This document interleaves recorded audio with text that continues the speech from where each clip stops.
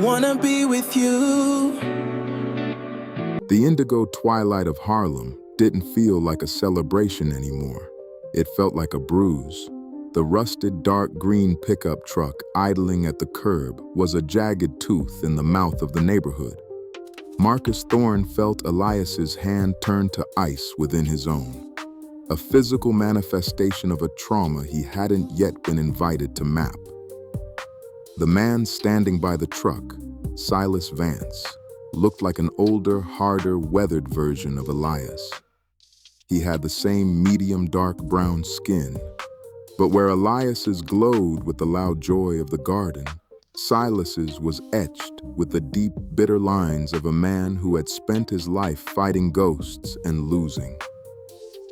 "I heard you were building something," Silas said again, his voice a low, gravelly rasp that sounded like grinding stones. He didn't look at the high-end brownstone or the construction timber. He looked at his son with a look of profound, localized hatred. "I came to see if you were still trying to grow flowers in a sewer." Marcus felt the hair on his arm stand up. His protective instincts, usually channeled into zoning laws and structural safety, redlined into something primal. He stepped forward, his tailored charcoal blazer casting a sharp architectural shadow over Elias. "I don't know who you think you're talking to," Marcus said, his voice a dangerous low-frequency rumble. "But you're standing on private property, and you're interrupting a family." Silas finally turned his gaze to Marcus, his eyes narrow and full of a homophobic venom that felt like a physical assault. "Family? You think this is family? A displaced architect and a boy playing dress-up in a garden?" Silas spat on the sidewalk, inches from Marcus's polished leather shoes. "I'm the man who gave him the name he's currently dragging through the mud. I'm his father, and I'm here to make sure this sanctuary never sees a roof." Inside the new apartment, the scent of Mama Vance's Ghanaian goat stew, once a beacon of comfort, now felt cloying. Elias sat on the edge of a moving box, his shoulder-length locks draped over his face like a veil. He was shaking, a fine, high-frequency vibration that Marcus couldn't soothe with just a touch.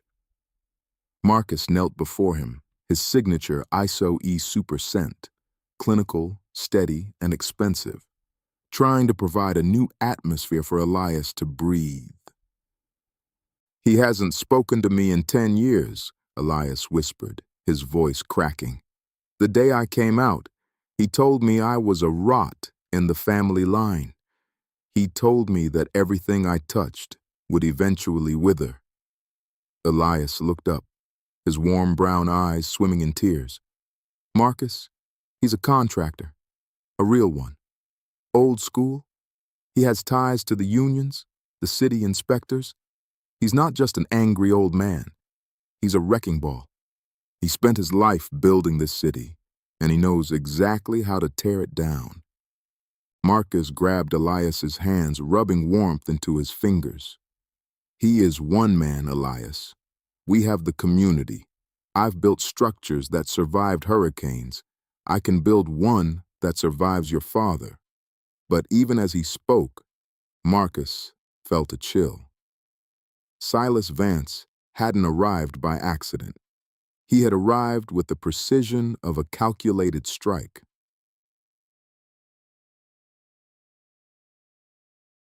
The following morning, Sloane Kensington was already at her station in the east wing of Aunt Viv's mansion. She wasn't wearing her burgundy trench coat today. She was in a slate gray silk slip dress and a heavy wool cardigan, her hair down in soft, dark waves. The war room was littered with empty espresso cups and the glow of 4 different monitors. "The general is out," Sloane said without looking up as Marcus and Aunt Viv entered. "Released on a technicality regarding the jurisdictional reach of the marshals. But he's a ghost now, Marcus. The army has distanced itself. He's been stripped of his security clearance and his pension is under review. He's no longer a commander. He's a man with nothing left to lose but his pride. Aunt Viv sat in a velvet armchair, her silver-white hair gleaming under the morning sun. She was sipping tea from a delicate china cup, her expression as sharp as a bayonet. A man with no rank is often more dangerous than a general, Viv mused. He doesn't have to follow a code of conduct anymore. He's acting outside the chain of command using his own private resources. He's reached out to Silas Vance, Sloan added, pointing to a digital map. They've formed an unholy trinity. The general's tactical mind, Cynthia's corporate PR venom, and Silas's local labor muscle. They aren't trying to win in court anymore. They're trying to win in the dirt. In a private wood-paneled room at a restricted, dusty cigar club in Lower Manhattan, the air was toxic. General Vance Sterling sat at the head of a heavy oak table, his dress uniform replaced by a sharp, dark suit that fit like a funeral shroud. He looked older, more haggard, but his eyes were burning with a cold, predatory light. To his left sat Cynthia, her platinum-blonde asymmetrical bob looking like a blade, her blood-red nails tapping a rhythmic predatory code on a crystal glass. Across from them sat Silas Vance. He looked out of place in his work jacket and stained jeans, but he carried a gravity that the others respected. He was the muscle of their shared hatred. Thorne thinks he's won because he has a piece of paper from a judge, the general rumbled, his voice a gravelly bass. But a judge can't protect a building that won't stand. Silas, tell them. The site is ready, Silas growled, leaning forward. I've got the inspectors in my pocket. I've got the union boys looking the other way. We don't need a JAG order to take a child if the house he's in is deemed a public safety hazard. We bury Thorne in violations. We salt the earth of that garden. And then we take back what belongs to the Sterling name.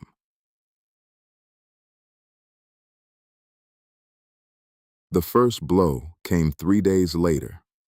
Marcus and Elias arrived at the garden site to find a city inspector's SUV parked across the entrance. A man in a yellow vest was pounding a stop work order into the temporary plywood fencing. Anonymous tip, the inspector said, refusing to look Marcus in the eye. Soil contamination, high levels of lead and mercury.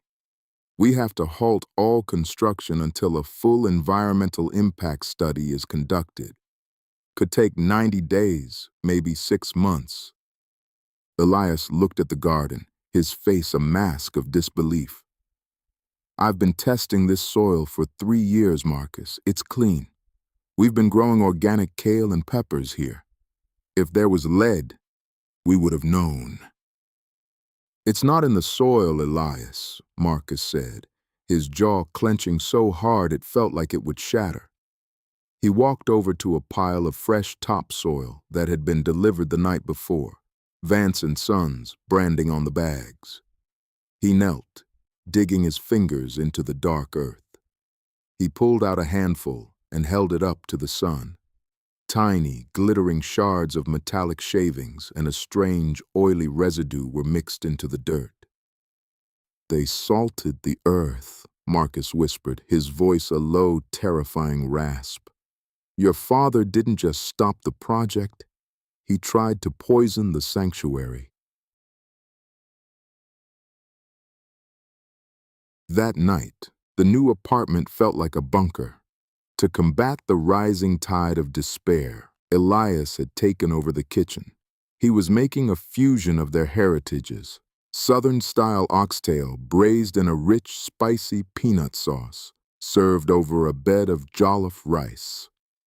The scent of ginger, cloves, and slow-cooked fat filled the air, a sensory middle finger to the toxicity outside. They sat on the floor, the boxes still unpacked, sharing a single plate. Leo was asleep in the next room, clutching his compass and the bear Marcus had reclaimed for him. "My father used to tell me that the earth remembers," Elias said, his voice weary but steady. "He said you can't lie to the dirt. If you put poison in, it will eventually come back to the surface." He looked at Marcus, his warm brown eyes searching the architect's face. "Is he right, Marcus? Are we just building something beautiful on top of a lie?" Marcus reached out, his hand finding the back of Elias's neck, his fingers tangling in his locks. "The lie isn't the garden, Elias. The lie is the idea that we don't deserve it. Your father and the general, they are men of the past. They are the dust. We are the structure, and structures are built to withstand the weight of the world. Tomorrow, I call in every favor I have in the AIA. We get our own inspectors."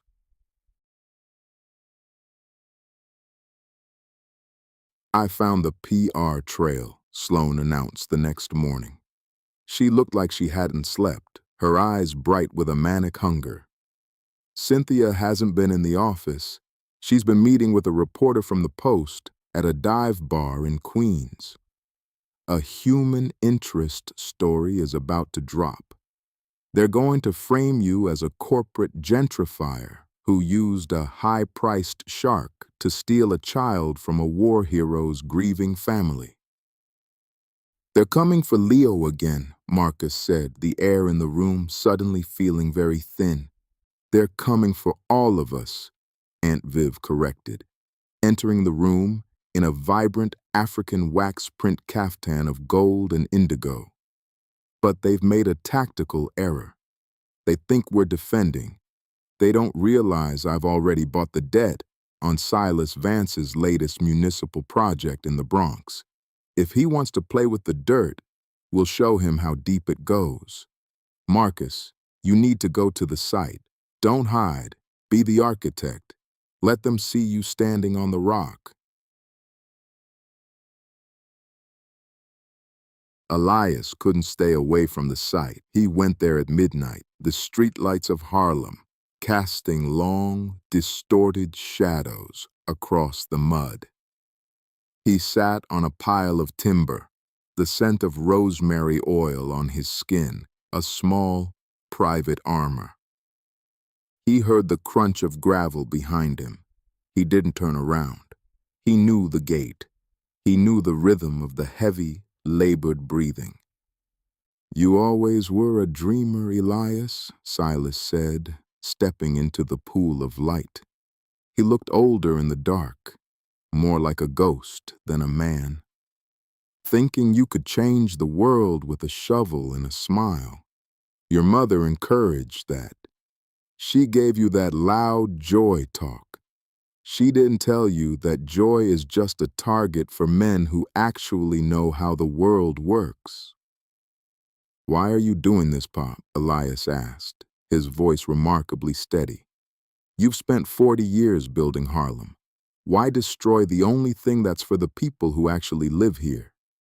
"Because it's built on sin," Silas roared, the sound echoing off the brick walls. "Because you're parading your shame in front of the world and calling it a sanctuary.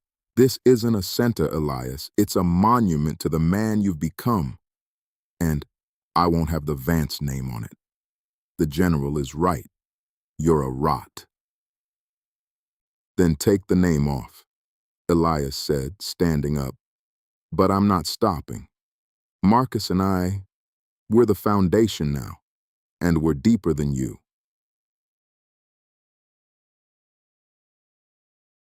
Marcus was in his study, the room smelling heavily of lavender and ambroxan.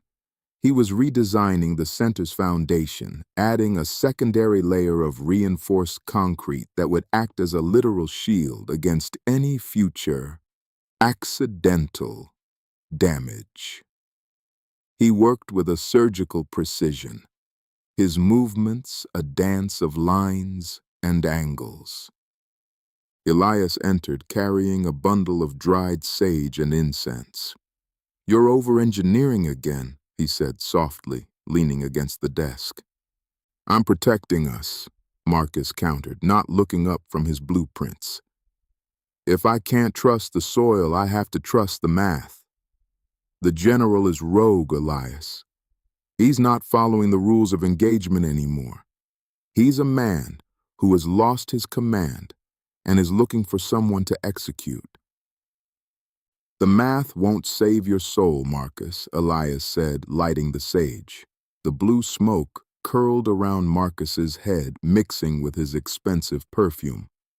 "The scent of ambroxan is beautiful, but it's a molecule. It's a ghost. You need something rooted. You need to remember that even if the building falls, we are still standing."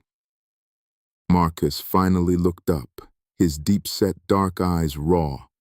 He reached for Elias, pulling him into the space between the desk and his chair. He buried his face in Elias's mustard-yellow linen shirt, breathing in the sage and the incense. "I'm terrified, Elias. I've never had anything worth losing before. Now, I have everything."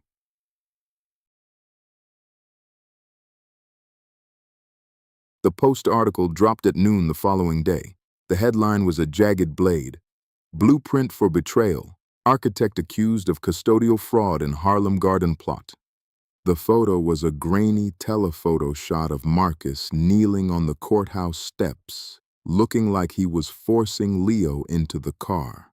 The article was a masterpiece of character assassination, weaving together Marcus's corporate dismissal, his unstable relationship with Elias, and a series of unnamed sources.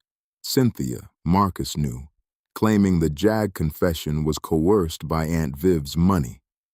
Within an hour, the community garden was surrounded by news crews. Neighbors who had cheered for Marcus 2 days ago were now standing in small groups, whispering and pointing. The stop work order was being cited as proof of corruption. "They're turning the neighborhood against us," Elias said, watching from the window of the apartment. "Not all of them," Marcus said, grabbing his charcoal blazer. Viv was right. It's time to stop defending. He walked out the front door, his posture rigid. He didn't avoid the cameras. He walked straight into the center of the scrum. "Mr. Thorne, is it true the soil is toxic? Did you pay off Lieutenant Reed?" Marcus stopped, his high cheekbones catching the sunlight. "The truth is a structure that doesn't require a PR firm to stand," he said, his voice carrying over the shouting. "My son is home, the garden is clean, and if anyone wants to see the independent environmental records, they're available at www.sovereignromance.com. We don't hide behind anonymous tips. We build in the light, and we aren't going anywhere." Late that night, the adrenaline had faded, leaving behind a bone-deep exhaustion. Marcus and Elias shared a clawfoot tub in the new apartment, the water steaming and scented with Elias's healing oils. The room was lit only by a few candles, the shadows flickering against the exposed brick. Marcus sat behind Elias, his large, dark hands massaging the tension out of Elias's shoulders. "I saw the way you looked at the cameras today," Elias said, leaning his head back against Marcus's chest. "You looked like the man I met on that rooftop, the architect, the one who thought he could control the wind." "I was acting," Marcus admitted, his voice a low, intimate rumble. "Inside, I was calculating the fastest way to get you and Leo out of the city. I was looking for the exit." "Don't look for the exit, Marcus," Elias whispered, turning around in the water to face him. He reached up, his wet fingers tracing the sharp line of Marcus's jaw. "Look at me. We are the center. The building is just a shell. As long as the center holds, the storm can scream all it wants." Marcus pulled him close, their skin slick and warm, the scent of rosemary and expensive amber creating a private, impenetrable atmosphere. For a few hours, the rogue general and Silas Vance didn't exist. There was only the heat of the water and the heartbeat of the man he loved.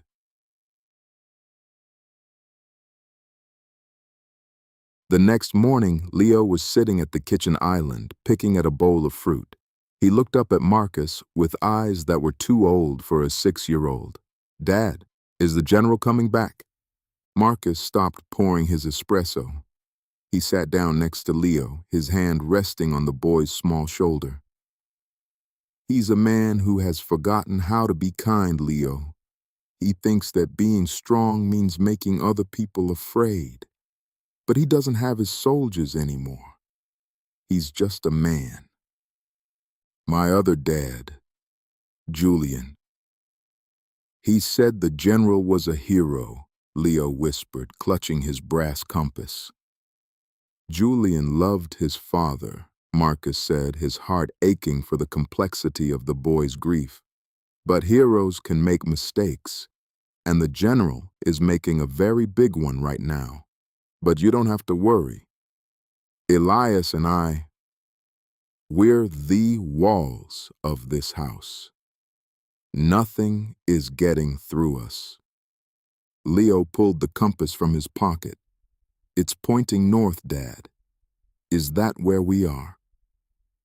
"That's exactly where we are, King," Marcus smiled, kissing the top of the boy's head. But even as he said it, Marcus saw a black sedan cruise slowly past the front of the brownstone. The general was watching. "I found their stash," Sloane said, bursting into the apartment at 3 p.m. She was wearing a blood-red leather jacket and looked like she was ready for a fight. "The general has rented a warehouse in Long Island City. He's been moving equipment there. I used a private investigator to track the truck. It's not military gear, Marcus. It's industrial. Kerosene, accelerants, and a mechanical plotter he stole from Fort Hamilton before they locked the gates." "What does he need a plotter for now?" Elias asked. "To forge the permits for a demolition," Sloane said, her face turning grave. "He's going to produce a backdated city order that says the site is a biological hazard. He knows the real records are public, but he only needs a few hours of chaos to get what he wants. He's going rogue. He's not waiting for the court to catch up." "He's going to burn it," Marcus whispered, the realization hitting him like a falling beam. "He's not just stopping the center. He's erasing the evidence of our existence." In the wood-paneled room, the atmosphere had turned toxic. Cynthia was screaming at the general. "Kensington is on to us. She's tracked the LIC warehouse. Do you have any idea what this does to my reputation? We're looking at racketeering and arson charges." The general didn't move. He looked like a statue of a forgotten era, his eyes cold and fixed. "Then, we don't wait for the morning," he said, his voice a terrifying dead calm. "Silas, is the site ready?" Silas Vance stood in the shadows, his hands in his pockets. He looked tired, but his jaw was set. "The equipment is there. The neighborhood is riled up by the news reports. We do it tonight. We burn the timber and blame it on vandals protesting the toxic soil. In the chaos, we take the boy. No one will notice a child missing in a fire." Cynthia stopped screaming. She looked at the general, then at Silas. A slow, predatory smile spread across her face. A fire. How poetic. The sanctuary turned to ash. And Thorne? He'll be too busy saving his blueprints to save his son.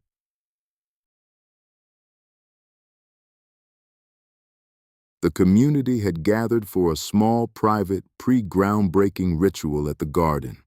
Mrs. Higgins was there, her pink umbrella used as a walking stick. Mama Vance had brought a jug of ginger beer and a tray of cornbread. There were no cameras, no news crews, just the people who had actually tended the soil. "We're ready," Elias said, standing in the middle of the mud. He had spent the day clearing the metallic shavings, his hands stained with the history of the sabotage. "Tomorrow, the real machines arrive. Tomorrow, the steel goes in. We aren't gonna let a few lies stop us from growing." Marcus stood beside him, his charcoal blazer removed, his white shirt sleeves rolled up to reveal his expensive Cartier watch and his dark, powerful forearms. He looked at the faces of the community, the resilience, the hope, the loud joy. "I spent my life trying to build things that would outlast me," Marcus told them. "But looking at you, I realize that the only thing that lasts is the spirit of the people who inhabit the space. This isn't my center. It's yours, and we will defend it." The neighbors cheered, a warm, organic sound that seemed to push back the encroaching darkness of the Harlem night.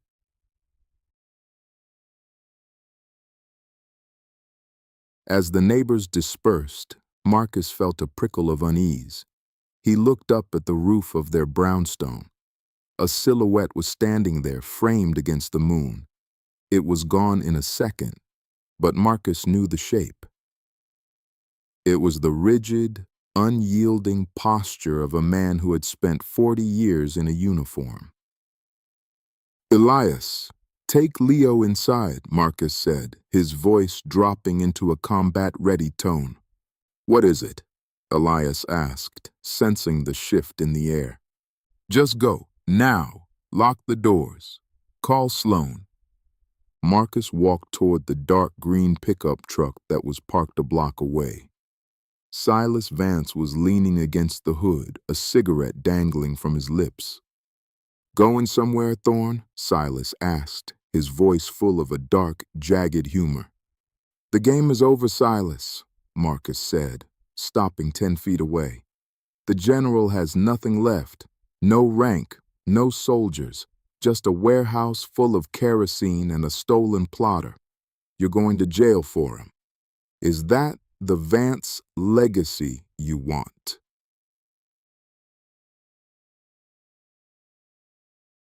The first whiff hit Elias as he was putting Leo to bed. It wasn't rosemary.